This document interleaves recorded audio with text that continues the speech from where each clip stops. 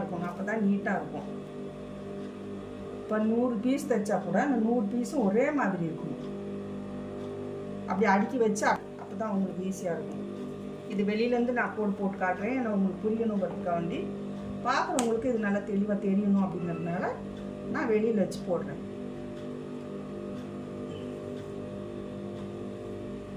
பாருங்கள், இப்படி போட்டோம்னா நமக்கு ரொம்ப ஈஸியாக இருக்கும் 1.5 இன்ச்சுக்கு. இப்போ என்ன பண்ண போகிறோம், இங்கே ஒரு தையல், இங்கேருந்து ஒரு கைடு, இந்த கைடு அளவு சொல்லுவோம் நம்ம.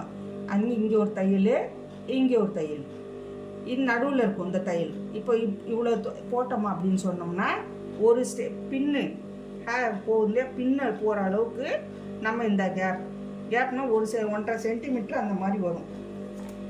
இதை வச்சா கூட நமக்கு இது பாருங்க 1.5 சென்டிமீட்டர் வரைக்கும் வரும். இந்த பக்கம் அந்த பக்கம் நம்ம ஒரு தையல் போட போகிறோம். போட்டுட்டு அதை எப்படி நம்ம நாட் போட போகிறோம், அயன் பண்ண போகிறோம்னு காட்டுறேன். நான் வெளியிலேருந்தே தைக்கிறேன், அப்போ தான் உங்களுக்கு புரியும். நான் மோஸ்ட்லி உள்ளேருந்து தான் தைப்பேன், ஆனாலும் உங்களுக்கு தெரியணுங்கிறதுக்காண்டி நான் வெளியிலேருந்து தைக்கிறேன்.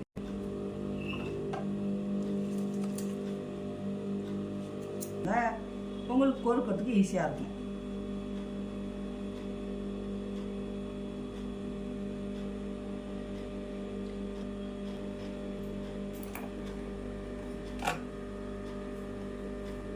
நான் சொன்ன மாதிரி இந்த தையல் இந்த நம்ம மார்க் பண்ணியிருக்கோம்ல, இந்த மார்க்கை விட்டு ஒரு கைடு, இந்த கைடு பாருங்கள், தெரியும் பாருங்கள், இந்த மார்க் கரெக்டாக அந்த கைடு இருக்குது. இது தள்ளி தான் நம்ம தைக்கிறோம். கரெக்டாக தைச்சிக்கிட்டே வந்தோம்னா ஈவனாக இருக்கும். அந்த தையலும் நமக்கு தெரியும். பிள்ளைலாம் கொஞ்சம்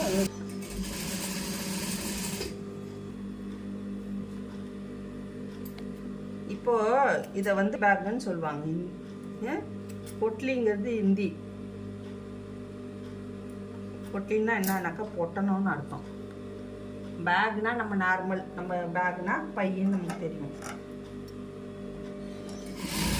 நம்ம தமிழ் ஆக்கம் பண்ணால் எப்படி இருக்கும், பொட்டணம் பை, அப்படிதான். பொட்டல பை கரெக்டா. சுருக்கு பையினா அது ஒன் சைடு மட்டும்தான் இருக்கும், நாட்டிருக்கும். அது சுருக்கி அந்த வெத்தலை பாக்கு பார்த்தீங்கன்னா நான் இங்கே ஒரு தையல் இங்கே ஒரு தையல் போட்டேன். இப்போ தெரியல, இப்போ நம்ம கோர்த்த போய் ஊக்குச்சிருக்கேன்.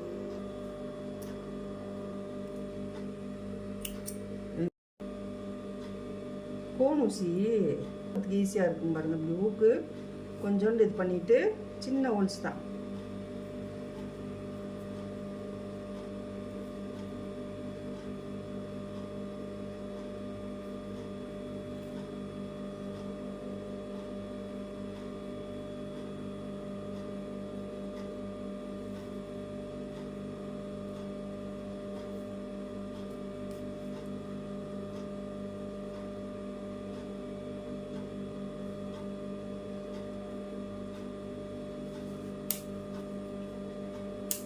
நீங்கள் கோர்த்த பக்கமே கொண்டு வந்துடணும்.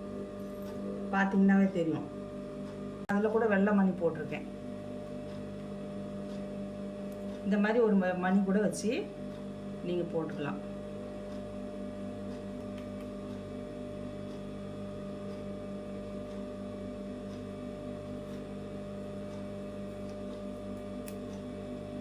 நான் இவ்வளோ கேப் விட்டு தைக்கும் போதே இது 2 நாட்டும் கனமானது இல்லை, அது கொஞ்சம் சிரமமாக இருக்கு.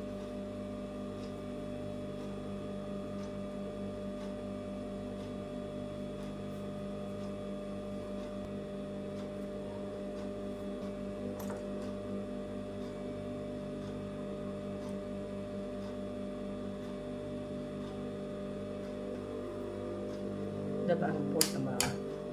இப்போ நம்ம வந்து இதை சுருக்கு அழகாக இருக்குதா, இதில் அழகாக நம்ம வந்து போட்டு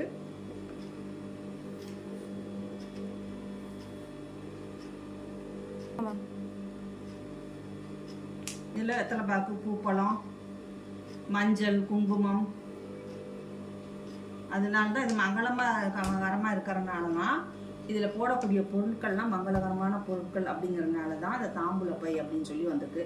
நம்ம பெரும்பாலும் தாம்பூல பை தான் சொல்கிறோம். ஹிந்திக்காரங்க தான் அந்த பொட்லி பேக்குன்னு சொல்லுவாங்க. நீங்கள் ஹிந்திக்காரங்க கடையில் போய் பொட்லி பேக் சொன்னால் தான் அவங்களுக்கு தெரியும், தாம்பூல பையெல்லாம் தெரியாது. நம்ம தைக்கும் போது யூனிஃபார்மாக உருண்டு ஒரே ஜாயிண்டாக இருக்கிற மாதிரி எவ்வளோ பீஸு 100 1000 கூட தைச்சிங்கனாலும் எல்லா பீஸும் ஒரே மாதிரி ஈவனாக இருக்கணும். அப்போ தான் நமக்கு வந்து வசதியாக இருக்கும், பார்க்குறவங்களுக்கு நீட்டாக இருக்கும், அழகாக இருக்கும். ஒன்று சின்னதாக இல்லை இப்படி குட்டையாக பெருசாக அந்த மாதிரி இருந்துச்சுன்னா பார்க்குறவங்க வாங்கவும் மாட்டாங்க. ஒரே மாதிரி இருக்கும். அதே மாதிரி இந்த பூ பார்த்திங்கன்னா மேல் பக்கம் பார்க்குற மாதிரி நான் வச்சுருக்கேன். 2 பீஸ்லேயுமே அதே மாதிரி தான் வச்சுருக்கேன். கீழே ஒன்று மேலே ஒன்று இருந்தால் பார்க்கறதுக்கு நீட்டாக இருக்காது. அது திரும்பி இருக்குது பூ எப்படி போடலாம் அப்படின்னு சொல்லி நம்ம ஒரு கற்பனை பண்ணிவிட்டு இந்த மாதிரி போட்டோம்னா நல்லா வியாபாரமாகும். நிறைய பேர் வைப்பாங்க. தாம்பூல பை யாருக்கா தேவைப்பட்டால் கூட நீங்கள் என்னை காண்டாக்ட் பண்ணலாம், என்னோடய நம்பருக்கு காண்டாக்ட் பண்ணலாம். அடுத்த வீடியோவில் வந்து நம்ம வளையல் எப்படி கட்டுறதுன்னு சொல்லிட்டு நம்ம பார்க்க போகிறோம்.